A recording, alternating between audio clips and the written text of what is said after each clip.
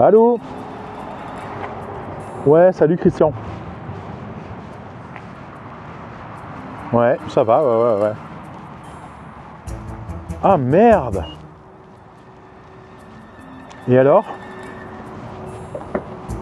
Wow, alors ça c'est pas une bonne nouvelle, hein.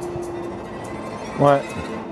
Bon écoute, de toute façon j'étais sur la route là pour aller à Strasbourg, mais je vais faire un détour qu'on voit ça ensemble. Ouais, à tout de suite. Ciao.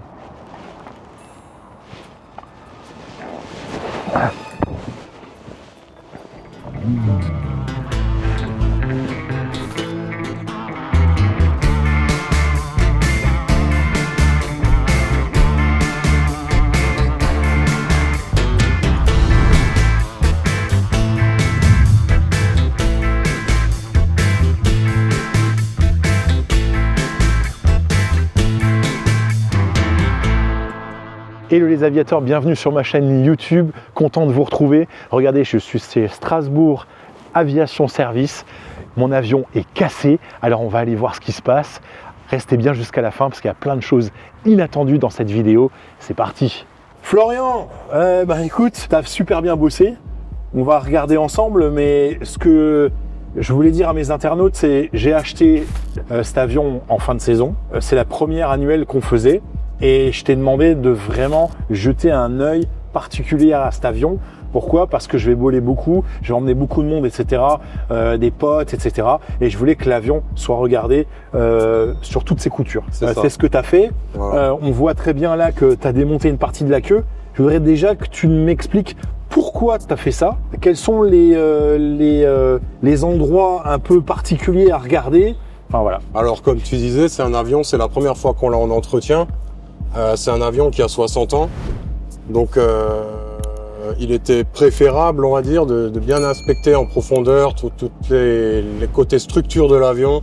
On connaît des points faibles sur les rallyes, sur ces avions-là, notamment le support de plan fixe horizontal qui crique ici, le cadre arrière. On peut retrouver des pièces de structure qui se mettent à criquer avec le temps, avec les années. Bien sûr. Donc pour ce faire, en fait, j'ai tout démonté, tout simplement. Oui, vous voyez, les aviateurs, il manque un morceau de la queue. Mon avion est cassé, et je peux pas voler. Voilà, le plan fixe vertical, je l'avais également démonté, je viens de le remonter. Ouais. Donc j'ai tout inspecté. Donc le plan fixe pour vous les internautes, c'est toute cette partie-là. Donc la semaine dernière, quand je suis passé, vite fait, on n'avait plus de plan fixe du tout, il y avait juste la queue. Et donc là, Florian vient de la remonter, on n'a rien trouvé de spécial, enfin, il n'a rien trouvé de spécial. Non. Parle-moi aussi un peu, tu sais que le dernier vol que j'ai fait, je trouvais que la profondeur des commandes, il y avait un point dur. C'est vrai. Donc qu'est-ce que tu as fait? Qu'est-ce qu'il y avait? Alors ce que j'ai fait, j'ai repris toute la cinématique de la commande de profondeur, là où tu avais le point dur. J'ai vérifié la tension des cordes à piano de commande et j'ai démonté tout ce qui est guignol. Donc le guignol, c'est la pièce en fait qui relie les cordes à piano à la biellette de commande. D'accord. J'ai démonté les axes, j'ai sorti les entretoises, tout ça, j'ai tout nettoyé, tout inspecté, j'ai traité la corrosion s'il fallait traiter de la corrosion et j'ai tout remonté en graissant correctement et là on est bon. Ouais, parce que les aviateurs, faut savoir que ces rallyes-là, comme disait Florian, c'est un avion qui est de 1964, donc il n'est pas tout jeune. Ouais. Il a été garé et utilisé sur la Côte d'Azur à Cannes, c'est là où je l'ai acheté. Donc avec le sel de mer, etc., on peut rencontrer de la corrosion. Et c'est pour ça que je voulais aussi que Florian le regarde en entier au niveau de la corrosion. Mais t'as pas trouvé spécialement de choses? Non, ça va, on a de la chance. Je croisais les doigts entre les fêtes et tout. Je dis pas qu'il trouve de la corrosion. Mais en fait non. Donc ça, je suis super content. Donc pour expliquer un peu aux aviateurs parce qu'ils savent pas trop. Donc cette partie-là, elle va servir à quoi? Alors cette partie-là, c'est le support arrière du plan fixe horizontal. D'accord. Le plan fixe horizontal, ici, on a le support avant avec 2 boulons ici. Ouais. Et le support arrière avec 2 boulons ici. D'accord. Le plan fixe horizontal où va venir se monter la gouverne de profondeur. Ok. Et donc ensuite, tu vas brancher. Donc ça, c'est pour la partie mobile de la profondeur. C'est ça. Avec le compensateur. Voilà. qui doit être ici. Le trim de profondeur. Le trim de profondeur ou pour Voilà. moi j'appelle ça un compensateur, mais tu as raison, c'est un trim de profondeur. Voilà. Qu'est-ce qu'on a regardé, parce qu'on peut faire le tour, hein. Qu'est-ce qu'on a regardé d'autre, qu'est-ce que tu as regardé d'autre sur...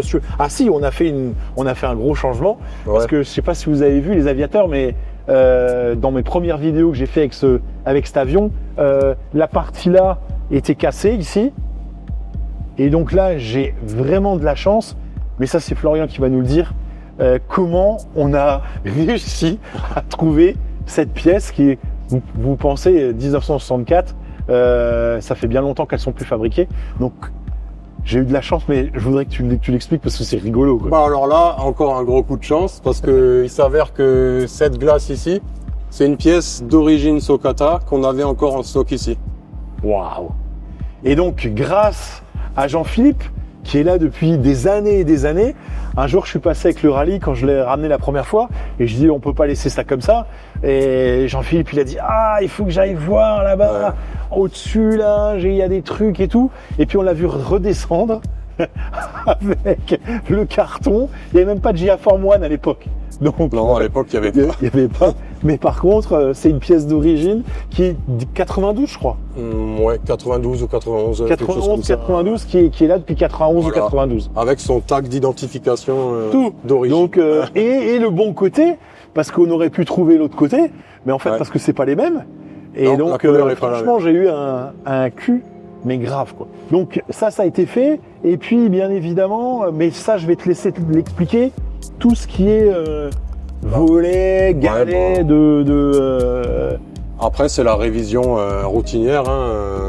On a les inspections plus poussées, comme on l'a dit, du fait que c'est la première fois qu'on voit l'avion, on veut savoir dans quel état il est. Et après, c'est tout ce qui est inspection routinière. Et donc Ça, là, c'est tout ce qui Florian, rentre, tu pars d'un fichier, tu pars de Un programme d'entretien. un programme d'entretien. À suivre, voilà, avec les différentes opérations à réaliser. Voilà. Et donc ça, c'est super important les aviateurs parce que sur ces programmes d'entretien, c'est fait pour ne rien oublier. Donc c'est comme une checklist pour nous pilotes. Et ben les mécaniciens, ils ont leur checklist à eux aussi et ils vont cocher.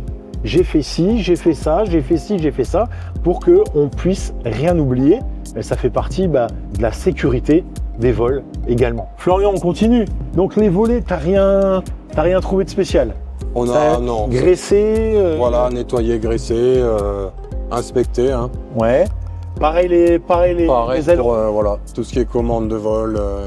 Ah si, je me rappelle que tu m'as changé quelque chose. C'est les déflecteurs, non? Ouais, j'ai refait Alors, les viens, on va déflecteurs, voir. ouais. Alors les aviateurs, les déflecteurs, c'est ça. C'est ce qui fait la, on va dire, C'est la jonction la avec les jonction, capots la moteurs. jonction avec les capots moteurs. Et donc, oui, ils étaient fatigués. Et donc, Florian les a changés. Donc ça, c'est sympa aussi. Sur le train. Donc, qu'est-ce que tu as fait de spécial sur le train, Florian? Pareil, on a levé l'avion, on a démonté les roues, on désassemble, on nettoie, on inspecte, on vérifie les jeux, on contrôle les jeux, tout ça. Et donc, tu as trouvé sur un des mètres cylindres Alors ouais, des freins. le frein gauche. Donc ça, c'est pareil, les aviateurs, on va devoir faire des recherches, etc. pour trouver le mètre cylindre qui va bien, qu'on va changer, on va le surveiller pour l'instant. C'est ce qu'on a décidé avec Florian. Et je vais essayer de le trouver pour qu'on puisse changer ce mètre cylindre Voilà. assez rapidement. Au niveau du moteur, apparemment les compressions sont bonnes. Très donc, bonne, ça, même, ouais. donc ça, c'est génial aussi. Ouais. Est-ce que tu peux expliquer aux aviateurs, parce qu'il y en a qui ne connaissent pas bien, comment vous faites et à quoi ça sert de savoir où on en est avec les compressions? Alors les compressions moteurs, en fait, ce qu'on va relever, c'est une pression différentielle entre la pression qu'on envoie dans le cylindre, avec un adaptateur à la place d'une des deux bougies, Oui. et la pression qui en ressort, si on veut. Et cette différence-là va nous donner un taux, une valeur en fait de compression qui va nous donner l'état d'usure du cylindre, D'accord. les segments, Ouais. Donc ça, je suis content. pas de fuite d'huile, rien. Donc ça c'est bien aussi. Voilà. On a regardé au niveau des échappements, il va falloir qu'on garde un œil dessus. Ouais. Et j'aurai très certainement à faire des choses dans l'année ou peut-être l'année prochaine, on verra. Pareil, il a été démonté entièrement et inspecté, ouais. Et puis voilà, les volets, les becs, on en a parlé. Non, je pense qu'on a fait le tour, Florian. Une visite annuelle normale, sans que je vous demande de regarder vraiment en détail, parce que c'était la première fois. Sur un rallye comme ça, il faut compter, il y a combien d'heures de travail à peu près? Parce que ça, ils aiment bien savoir les internautes. En gros, à la louche, on n'est pas une heure près. C'était une semaine de boulot. Une semaine de pour la faire bien correctement. Voilà, c'est ce que j'allais dire, une semaine de boulot. Donc vous voyez, il y a une semaine de boulot. Là, il y en a eu plus parce que on est rentré dans le détail. On ne fera pas forcément l'année prochaine puisque vous allez connaître l'avion. Voilà. Entre les 50 heures, les 100 heures, plus l'annuel, au bout d'un moment, vous connaissez la machine et ce sera... On la voit régulièrement. Voilà, donc la vidange, bien évidemment, mais ça, vous le savez, on a mis de l'huile qui va bien et voilà. Florian, merci beaucoup. Avec plaisir. Et puis, on se retrouve bientôt pour aller faire le vol de sortie de visite. Exactement. Et on pourra y aller tous les deux, ça sera sympa. Et comme un rallye, ça se pose tout seul, tu pourras le poser. Parfait. Les aviateurs, on se retrouve tout à l'heure.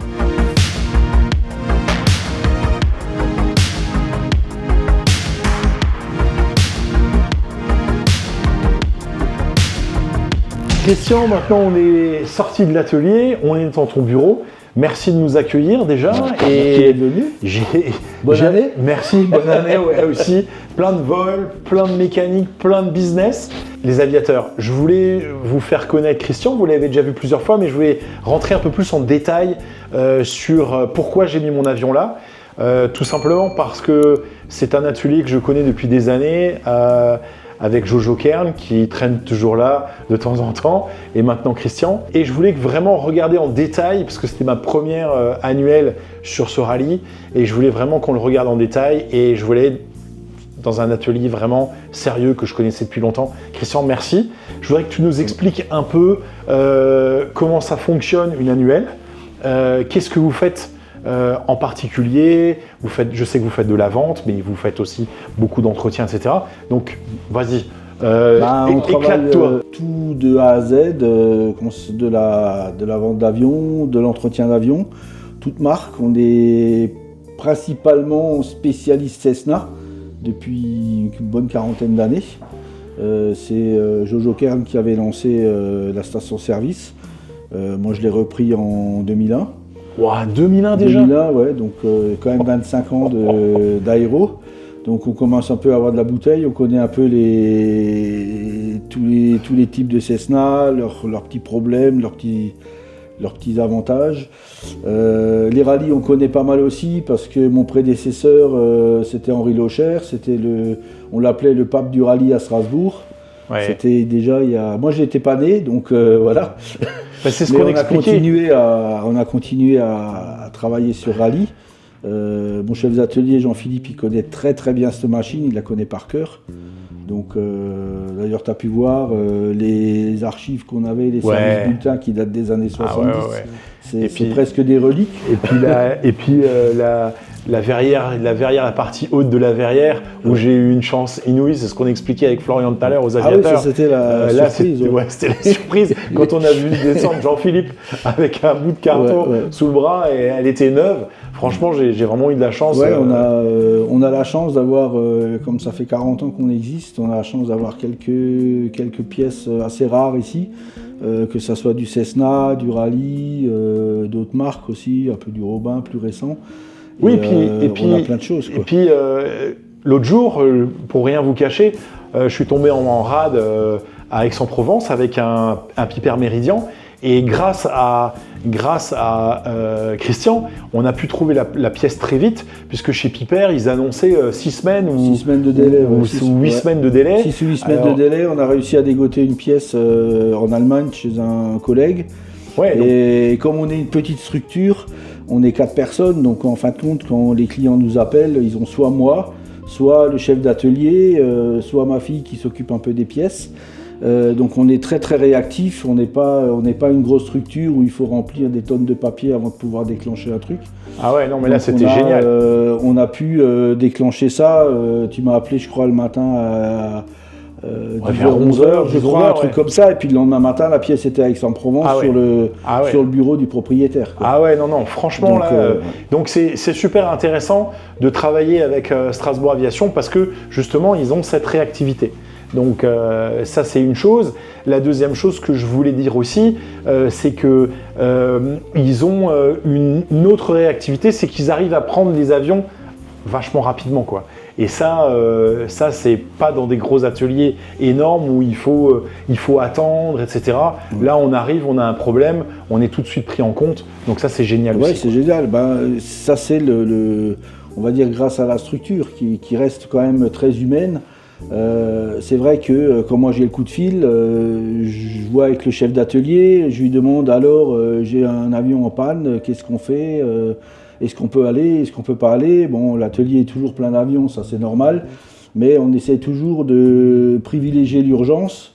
On fait même des dépannages assez réguliers à Strasbourg. Avait un exemple avant Noël, on avait une société qui s'appelait Air Support au Bourget qui nous a téléphoné, qui avait un Gulfstream G4 qui était planté à Strasbourg parce qu'ils avaient plus d'oxygène et ils pouvaient plus rentrer aux États-Unis sans oxygène. Donc à Strasbourg, comme il n'y a plus rien, ils nous ont appelés, ils ont demandé est-ce que vous pouvez faire. J'ai dit oui, on peut faire. Mais c'était le vendredi le 19 décembre et on fermait le soir pour les fêtes de Noël. Donc je leur ai dit on peut faire mais il faut déclencher maintenant, sinon c'est après Noël. Donc ils ont eu les autorisations rapidement des propriétaires aux États-Unis. J'ai envoyé mon mécanicien l'après-midi faire le plein, c'était réglé en 3 heures, l'avion est parti le lendemain avec son plein d'oxygène et puis le pilote américain il est super content du service, quoi. Tout le monde est content, tout le monde est bien et puis voilà. Et vous avez pu fermer et passer de bonnes fêtes de Noël. On a fait passer de bonnes fêtes de Noël et puis la société a gardé nos coordonnées parce que c'est vrai qu'à Strasbourg ils n'avaient pas... Mais Christian, tu fais pas que ça, je crois que tu pars en Guyane. Là. Moi je pars en Guyane après-demain pour travailler sur des avions N que je fais là-bas, des avions américains. Alors ça c'est une autre partie, une autre facette de ton boulot. C'est-à-dire moi je suis mécanicien américain, je suis ANP et je suis IA, c'est inspecteur. D'accord. Donc j'ai la capacité de préparer des dossiers de classification, de transfert de N vers Fox, ou de Fox vers N, n'importe, ou même on a déjà fait du Delta, on a déjà fait du N vers du Delta, on allait vers de l'allemand, ou inversement, on a la capacité de faire ça. Et là, je me déplace assez régulièrement dans différents ateliers pour superviser des visites annuelles ou des réparations d'avions novembre. D'accord. Et dans la mesure du possible, j'essaie de les faire chez moi parce qu'on a toute la structure qui est adaptée à faire ça. Et là, pour le coup, la Guyane, c'est des avions que j'ai classés, qui étaient français avant. Ah ouais. Et ils avaient des difficultés à entretenir sur place parce qu'il n'y a pas grand-chose. Donc on a monté un peu une structure sur place. Et il y a un mécanicien là-bas qui fait l'entretien régulier. Et puis moi j'y vais une fois par an pour reprendre tout ça et superviser la visite annuelle. D'accord. Voilà. Une spécificité un peu Warbird. Ouais. Parce que historiquement avec le Joker. Ça c'est Jojo, ouais. Mais de ce fait, bien évidemment, la mécanique c'est vous. Donc vous avez aussi entretenu des T28, des T6. Il a commencé, quand je suis arrivé, il avait du Yak 52. Après il est passé sur le T6. Il y avait du T28. Entre-temps, il y avait une période L39 qui nous a d'ailleurs valu quelques articles dans les journaux locaux. Donc, voilà. Mais le gros du Warbird, c'était le T28, quoi. Et maintenant, il s'est vu l'âge et puis bon, il s'est un peu calmé en termes de gros avions. Il est sur le TB30. Oui, mais il a toujours été dans le move, parce qu'en fait maintenant c'est la mode du TB30 et il a un TB30. Et puis on entretient, mais par contre on entretient encore, je vends des pièces encore, on entretient un T28, son ancien T28 il vient encore chez nous, une fois par an, il est basé en Suisse à Sion. Et il vient chez nous pour l'annuel. Et puis s'il y a des pannes, on va à Sion, quoi. Donc, Ouais. Alors pour terminer, parce que ça me tient à cœur aussi, tu sais que j'adore les TBM et je sais que dernièrement il y a eu une nouveauté chez Strasbourg Strasbourg Aviation Service, ça s'appelle, puisque tu as envoyé un de tes mécanos et maintenant vous pouvez faire, donc vous êtes agréé d'AR et vous pouvez faire tout l'entretien des TBM. C'est ça. Mais je veux quand même dire, c'est un peu grâce à toi quand même, parce qu'on a, quand je t'avais téléphoné que je voulais évoluer un petit peu dans le turboprop, tu m'as dit que tu connaissais du monde chez Daher. Donc avec ton contact, j'ai réussi à avoir pour début septembre une place pour Florian pour une formation sur TBM. Donc il a réussi à faire la formation T1, T2 sur TBM. On attend le côté administratif pour pouvoir le mettre sur la licence. Ouais. Par contre, des TBM sous registre N, il n'y a aucun problème, on sait faire. Bah, on faisait déjà avant. On part un peu, il est en train de faire ses formations sur du Soloy, 206 et 207 Soloy. Ouais.